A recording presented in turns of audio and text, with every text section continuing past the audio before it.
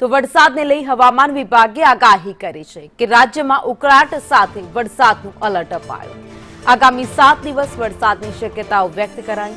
વલસાડ, દમણ, વાપી, દાદરાનગર હવેલીમાં વરસાદ પડી શકે તો બનાસકાંઠા, સાબરકાંઠા અને મહેસાણા, પાટણમાં પણ વરસાદની આગાહી કરાઈ।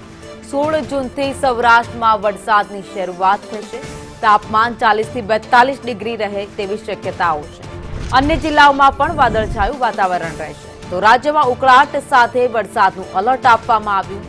હવામાન વિભાગે આગાહી કરી છે કે 7 દિવસ વરસાદની શક્યતાઓ રાજ્યમાં રહેલી છે। વલસાડ, દમણ, વાપી, દાદરાનગર હવેલીમાં વરસાદ પડી શકે।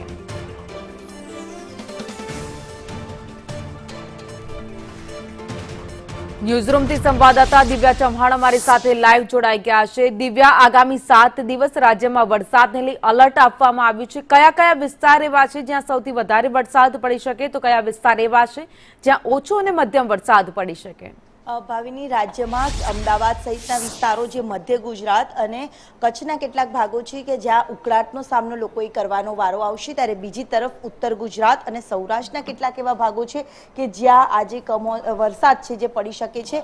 જેમાં દક્ષિણ ગુજરાતમાં પણ જો જોઈએ તો સુરત, નવસારી, ડાંગ, તાપી સહિતના તમામ જે વિસ્તારો છે ત્યાં સામાન્યથી મધ્યમ તો કેટલાક વિસ્તારમાં ગાજવીજ સાથે વરસાદ પડી શકે છે। બીજી તરફ સૌરાષ્ટ્રમાં પણ તે જ પ્રકારે રાજકોટ, અમરેલી, પોરબંદર, વેરાવળ, જૂનાગઢ, ગીર સોમનાથ સહિતના તમામ જે વિસ્તારો છે ત્યાં સામાન્યથી મધ્યમ વરસાદ પડી શકે છે તો કેટલાક વિસ્તારમાં વાદળછાયું વાતાવરણ રહેવાનું અનુમાન છે। જ્યારે અમદાવાદ સહિત વિસ્તારોમાં 40 થી 42 ડિગ્રી સુધી તાપમાન રહેવાનું પણ અનુમાન છે। એટલે કે એક તરફ વરસાદની આગાહી, બીજી તરફ વાદળછાયા વાતાવરણ વચ્ચે ઉકળાટ અને ગરમીનો સામનો લોકોએ કરવાનો વારો આવશે। જ્યારે 7 દિવસ સુધી દક્ષિણ ગુજરાત, ઉત્તર ગુજરાત અને સૌરાષ્ટ્રના ભાગોમાં વરસાદની આગાહી હવામાન વિભાગ તરફથી આપવામાં આવી છે।